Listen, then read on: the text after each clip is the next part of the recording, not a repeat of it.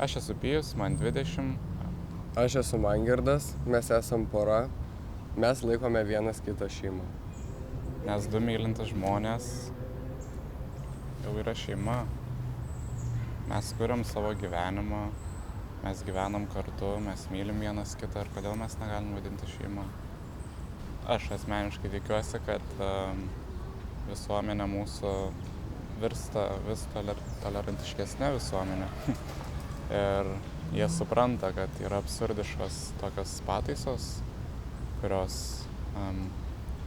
apribotų, nebeleistų vadintis šeima vienišoms mamoms arba vienišiems tėtėms.